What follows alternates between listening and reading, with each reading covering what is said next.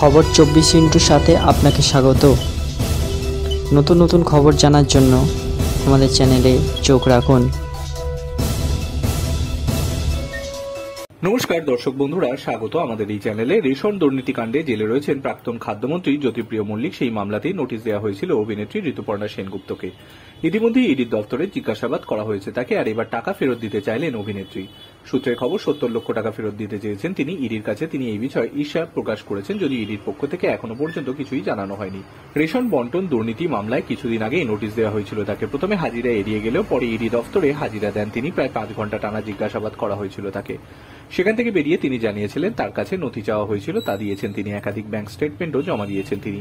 সূত্রের খবর, অভিনেত্রী ইডি আধিকারিকদের জানিয়েছেন 2013 সালে তার সংস্থায় 60 লক্ষ টাকা গিয়েছিল ব্যাংক ট্রান্সফারের মাধ্যমে। এর মধ্যে 2015 সালে 20 লক্ষ টাকা তিনি ফেরত দিয়েছেন বলেও ইডি আধিকারিকদের জানিয়েছেন। সেই টাকায় কি ফেরত দেওয়ার কথা বললেন অভিনেত্রী। এর আগে নিয়োগ দুর্নীতি মামলায় জিজ্ঞাসাবাদের পর টাকা ফেরত দিয়েছিলেন টলিউড অভিনেতা বনি সেনগুপ্ত। 40 লক্ষ টাকা নিয়েছিলেন তিনি। সেই তথ্য সামনে আসার পর বনিকে ডেকে পাঠানো হয়েছিল ইডি দপ্তরে। পরে 40 লক্ষ টাকা ফেরত দেন তিনি। ব্যুরো রিপোর্ট, খবর 24/7।